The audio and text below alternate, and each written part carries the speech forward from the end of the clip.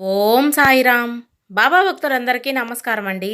మన బాబా గారి దయ వల్ల మనందరం బాగుండాలి, సంతోషంగా ఉండాలని కోరుకుంటున్నాను ఫ్రెండ్స్. ఇక ఈరోజు మన బాబా గారు అందించే సందేశం ఏమిటంటే, ఈ వీడియో మీరు ఫస్ట్ టైం చూస్తుంటే ప్లీజ్ లైక్ చేయండి, షేర్ చేయండి, సబ్స్క్రైబ్ చేయండి ఫ్రెండ్స్.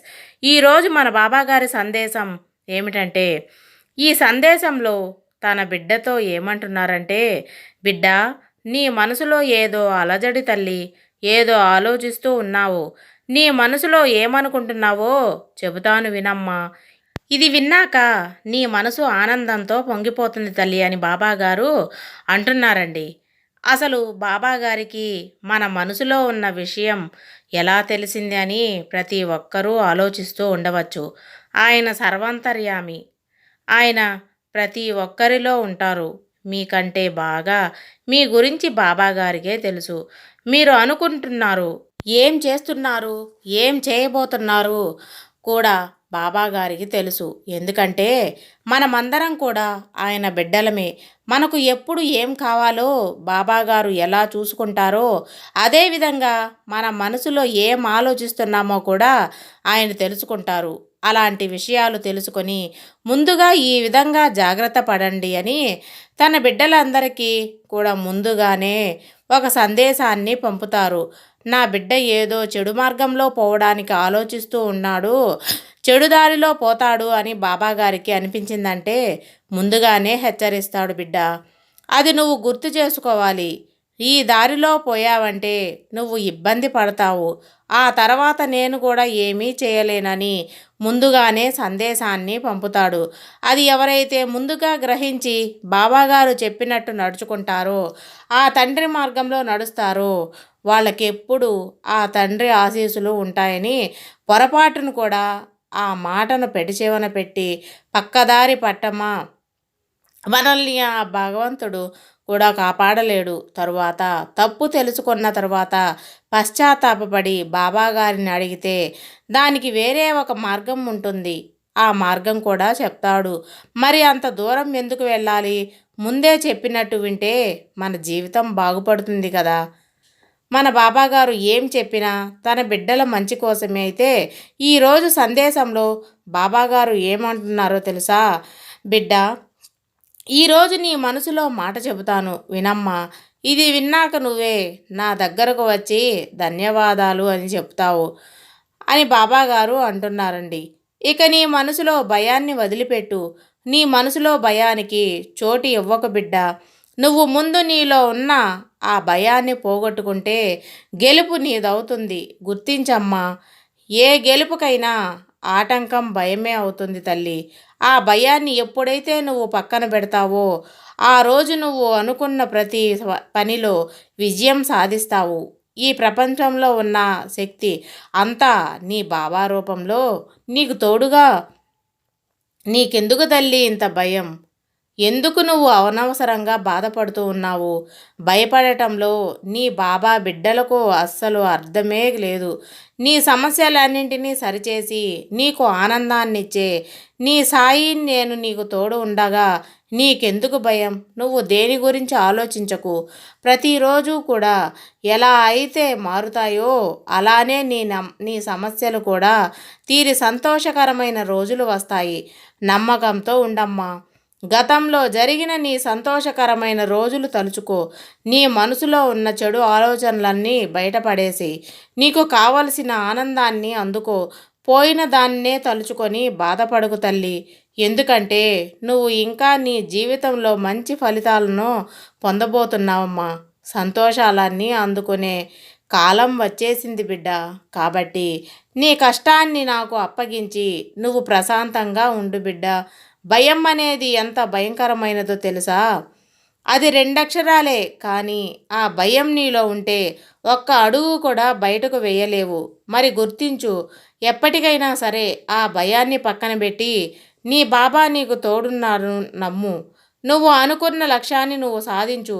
చూడు తల్లి, నీ బాబాపై ఎప్పుడైతే నువ్వు పూర్తిగా నమ్మకంగా ఉంచుతావో ఆ క్షణం నుంచి నీకు ఎలాంటి కష్టం రాకుండా నేను చూసుకుంటాను. నీ మనసులో కష్టాలన్నీ తీరిపోతున్నాయి బిడ్డ. ఆనందం అనేది వెలుగుని నీ జీవితమంతా జీవితంలోకి ఆహ్వానించు. ఇప్పుడు జరిగేవి చూసి బాధపడకు బిడ్డ. ఎందుకంటే ఇవి శాశ్వతం కాదని తెలుసుకో. నీ సమస్యలన్నీ నేను తొలగిస్తానమ్మా. నన్ను నమ్ము బిడ్డ. ఇక నువ్వు మనశ్శాంతిగా ఉండటానికి కావలసిన పనులన్నీ నేను ఆరంభం చేశాను. ఇక నీకు ఆలోచన అవసరం. నీ నా బాబా నాకు తోడు ఉన్నారు అని నమ్మి ధైర్యంగా నీ పనులు మొదలుపెట్టు. నిన్ను వదిలి నేను ఎక్కడికి వెళ్ళను తల్లి. ఎందుకు అనవసరంగా ఆలోచిస్తున్నావు? నేను ఎప్పుడూ కూడా నా బిడ్డల పక్కనే కూర్చొని తనకు సందేశాన్ని వినిపిస్తూ ఒక్కసారి గమనించు. నా స్పర్శ నీకు తెలుస్తుంది. నా బిడ్డ తలపై చెయ్యి పెట్టి నేను చాలా బుజ్జగిస్తూ ఈ మాటలు చెబుతున్నానమ్మా. నీ నీడలా నీ చుట్టూ నేను ఉన్నాను. నా అనుగ్రహం పొందిన నీకు అంతా మంచే జరుగుతుంది బిడ్డ. నువ్వు ఆనందం పడే అద్భుతాలు నీ జీవితంలో జరిపిస్తాయి.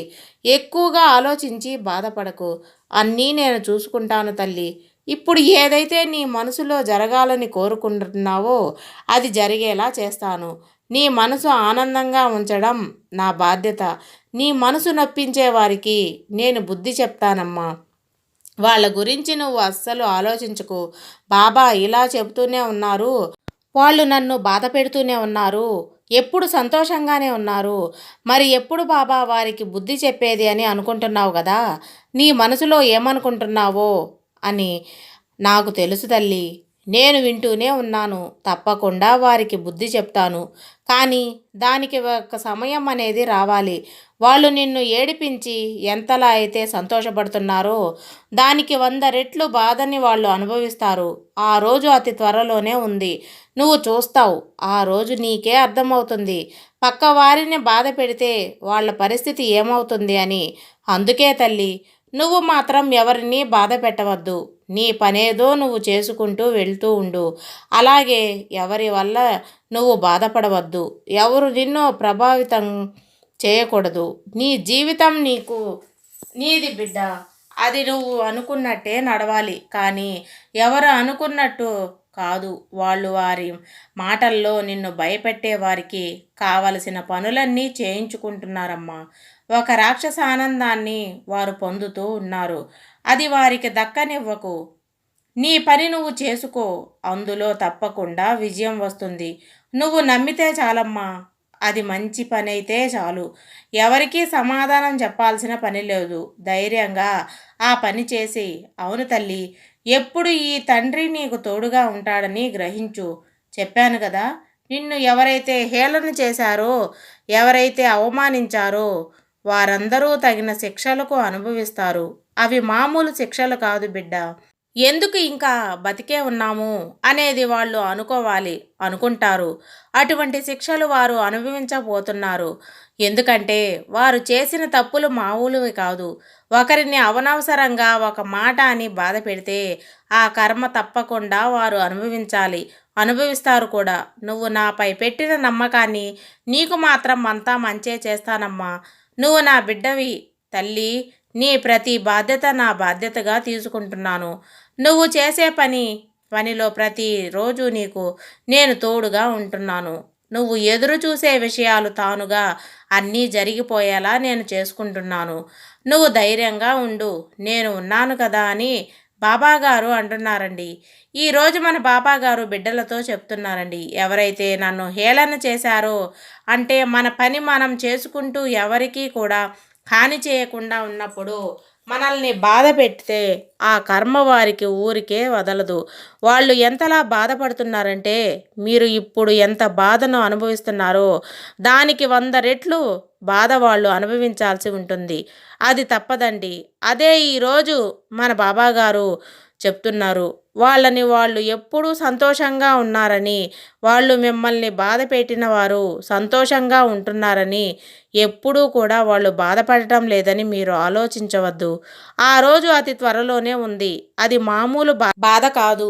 ఒకవేళ కానీ ఇంకా ఎందుకు బతుకుతున్నాం, ఇంత కష్టాలు పడతాం కూడా మనమ్మని వారిని అనిపించేలా అంత కష్టాలు వస్తాయి వాళ్ళకి. ఎందుకంటే వాళ్ళు చేసేది చిన్న తప్పు కాదమ్మా. వాళ్ళ గురించి నువ్వు ఆలోచించవద్దు. నీ ధర్మాన్ని నువ్వు నమ్మితే, నువ్వు మంచి మార్గంలో నడుస్తూ ఉంటే ఎవరి గురించి పట్టించుకోవద్దు. నీ మనసు నువ్వు చెయ్యి అని చెప్పి మన బాబాగారు అంటున్నారండి. బాబాగారు తన బిడ్డలకు మరొక విషయం కూడా చెప్తున్నారు. ఇది మన జీవితం, మన అభిప్రాయాల వల్ల, మన జీవిత ప్రాబల్యం వల్ల కానీ ఎవరో చెప్పిన డెసిషన్స్ వల్లగానో ఎవరో మనల్ని బ్లైమ్ చేయడం వల్ల మన జీవితం ప్రభావితం కాకూడదని బాబాగారు అంటున్నారు. నిజమే కదండి. మన జీవితం మారాలంటే అది మన డిసిషన్ అయి ఉండాలి. అంతేకాని ఎవరో ఏదో అన్నారని మన జీవితాన్ని మనం బాధ పెట్టుకుంటామా? వాళ్ళెవరండి మనల్ని అనడానికి? వాళ్ళెవరు మన జీవితాన్ని ప్రభావితం చేయడానికి? మన జీవితాన్ని మనమే ప్రభావితం చేసుకోవాలి. మన జీవితంలో ఎవ్వరు ఎవరైనా సరే ఎవరి ప్రభావం కూడా ఉండకూడదు. ఎవరి ప్రాబల్యం కూడా మన మీద ఉండకూడదు. వాళ్ళ జీవితం వాళ్ళది, మన జీవితం మనది. ఈ ఒక్క విషయాన్ని గుర్తుపెట్టుకుంటే మన జీవితంలో మన లైఫ్ని ప్రభావితం చేయడానికి ఎవరికి కూడా అధికారం లేదు. అది ఒక్క మనసు తప్ప. కనీసం ఇప్పటి నుంచైనా సరే బాబాగారు ఈ సందేశం తన బిడ్డల్ని వినిపించిన తర్వాతైనా సరే మీ జీవితాన్ని మీరు జీవించండి. ఎవరి మాటలను పట్టించుకొని మీ జీవితాన్ని నాశనం చేసుకోవద్దు. సంతోషంగా ఉండండి. ఉన్న జీవితాన్ని ఆనందంగా ఆస్వాదించండి. ధర్మ మార్గంలో నడుస్తున్న మీకు ఎవరి మాటల్లో పట్టించుకోవాల్సిన పని లేదండి. మీ పని మీరు చూసుకుంటూ ఆనందంగా ముందుకు వెళ్ళిపోండి. మనకెప్పుడు ఆ తండ్రి ఆశీస్సులు ఉంటాయి. మనకు ఉంటే చాలు, ఏదైనా సాధించగలం. ఎవరున్నా లేకపోయినా బాబాగారు మనకు తోడుగా ఉంటే చాలండి. మిగతావన్నీ వాటంతట అవే. ఒక ధన ప్రాప్తే కాదు, సంతోషం, ఆనందం, బంధువర్గం, స్నేహితులు, మంచి మంచి వాళ్ళందరూ కూడా మన చుట్టూ చేరిపోతారు. బాబాగారు తన బిడ్డలకు ఎప్పుడూ హెచ్చరిస్తూనే ఉంటారు. చుట్టూ ఎంతమంది ఉన్నా సరే వాళ్ళని మీరు నమ్మొద్దు. అలాగే మీ శ్రేయోభిలాషణలు ఎవరైనా ఉంటే వారు మీరు ఆశించకుండా మీ చుట్టూ ఉండే వాళ్ళని ఎప్పటికీ దూరం చేసుకోవద్దు. వాళ్ళ నిజమైన మిత్రులు, నిజమైన బంధువులు అలాంటివి మీ చుట్టూ ఎక్కువ మంది ఉండేలా తయారు చేసుకోమని తన బిడ్డలకు బాబాగారైతే ఎప్పుడూ చెప్తూనే ఉంటారు. ఆ విధంగా నడుచుకోండి. అలాంటి బంధువులను పెంచుకోండి. అలాంటి స్నేహితులను పంచుకోండి. ఇక మీ జీవితంలో మీ విజయానికి ఎదురు వచ్చే వాళ్ళు ఎవరో ఉండరండి. ఎవరు కూడా మిమ్మల్ని చూడటానికి కూడా సరిపోరు. అంతలా ఎదుగుతారు. అలాంటి మన మంచి కోరే వాళ్ళు మన చుట్టూ ఉంటే ఇదే ఈరోజు మన బాబాగారు తన బిడ్డలకు చెప్తున్నారు. సర్వేజన సుఖినో భవంతు. జై సాయిరాం.